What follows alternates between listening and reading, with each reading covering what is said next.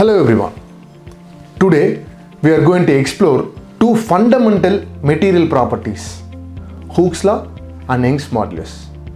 These concepts are essential in structural design, material selection and failure analysis. They help engineers understand how materials behave under required stress and strain. Let's break it down. What is Hooke's law? Hooke's law states that the force applied to a material is directly proportional to the deformation or extension it experiences as long as it remains within its elastic limit. The formula is F is equal to K into X, where F is the force applied in newtons, K is the stiffness constant, could be Newton per meter, X is extension or the compression, maybe also in meters. Think of a spring. When you stretch or compress it slightly, it returns to its original shape when released. This is Hooke's law in action. However, if you stretch it too far, it loses elasticity and deforms permanently.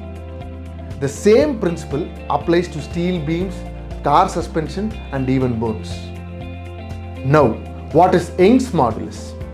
Young's modulus measures a material's stiffness, how much it resists under deformation, tension or compression. The formula is E is equal to stress by strain, where E is the Young's modulus in pascals, sigma stress, which is force per unit area, strain deformation per unit length. Materials with high Young's modulus, example steel, titanium, are very stiff and resist bending, while materials with low Young's modulus, example rubber, plastics, are more flexible. Comparison of different materials. Let's compare the Young's modulus of some common materials. Let us take steel of approximately 200 GPa, which is used in bridges, car frames, aircraft structures. Aluminium around 70 GPa are generally used in lightweight yet strong, used in automotive and aerospace industries. When we are talking about rubber, we are talking about 0.01 GPa, extremely flexible, used in tires and vibration dampers.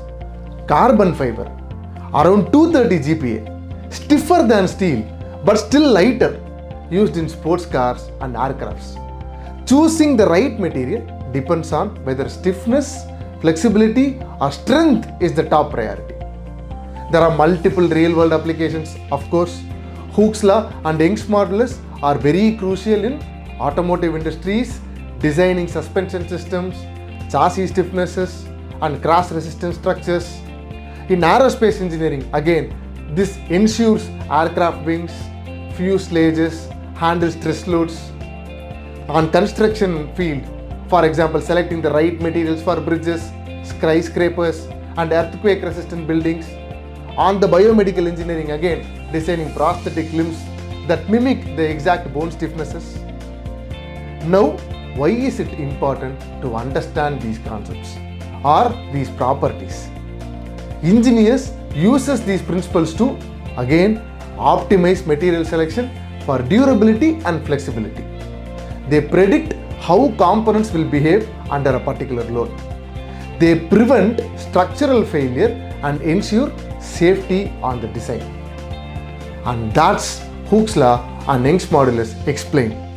Whether in car suspensions, aircraft wings or bridges, these principles guide engineers in designing safer, stronger and more efficient structure.